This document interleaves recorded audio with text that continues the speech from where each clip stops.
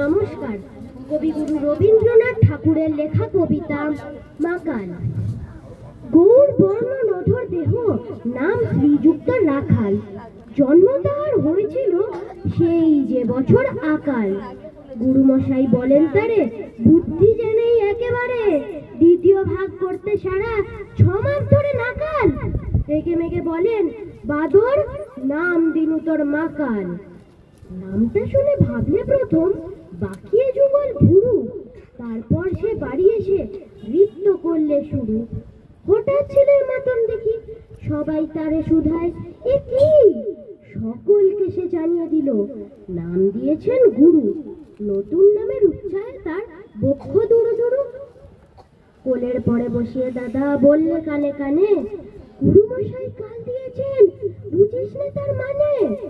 রাখাল বলে, কখনো না, মা যে আমায় বলেন শোনা, সেটা তো গাল নয়, সেটা পাড়া সবাই জানে। আচ্ছা তোমায় দেখিয়ে দেবো, চলো তো এখানে। টেনে নিয়ে গেল তাকে পুকুর পাড়ের কাছে। বেড়ার পরে লতায় যেথা মাকাল ফলে আছে। বললে, দাদা সত্যি বলো, সোনার চেয়ে মন্দ হলো? তুমি শেষে বলতে কি চাও, গাল ফুলেছে গাছে? মাকাল আমি, বলে রাখাল, দুহাত তুলে আছে। দোয়াত কলম নিয়ে ছোটে খেলতে নাই চায়, লেখাপড়ায় মন থেকে মা অবাক হয়ে যায়। পড়ার বেলায় খাওয়ার বেলায় অবশেষে দেখে ছেলের কাণ্ড এসে। মেঝের পরে ঝুঁকে পড়ে খাতার পাতাটায়, লাইন টেনে লিখছে শুধু মাকাল চন্দ্র রায়। নমস্কার।